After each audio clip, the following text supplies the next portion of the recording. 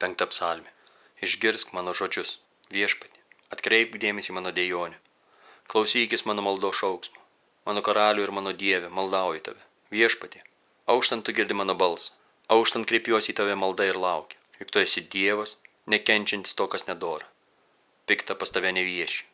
Kas puikuojasi, tas negali iškęsti tavo žvilgsnio. Tu neapkenti visų nedorėlių. Melagiams tu leidi pražūti. Viešpats bjaurisi žudikais ir išdavikais.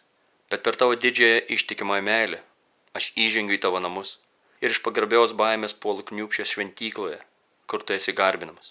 Vesk mane viešpatį savo išganingų teisumu, nepaisydamas budrių mano priešų, ištiesink mano kelią. Juk tuo, ką sako mano priešai, niekada negalima pasitikėti. Jų širdis kupina piktų kėslų, gerklis atviri kapai, o liežuviai sukti. Pasmerk ir nubausk juos, Dieve, te pražudo juos jų pačių kėslai. Atmesk juos dėl jų nuodėmių gausybės, nes prieš tave jie kėlė maištą. O visi, kas prie tavęs glaudžiasi, te džiūgauja ir iš džiaugsmo te gėdam žinai. Taip jos globok, kad mylintieji tavo vardą džiūgautų tavimi. Juk tu viešpatie tikrai laimini teisųjį, apgaubi jį savo malonę lyg skydu.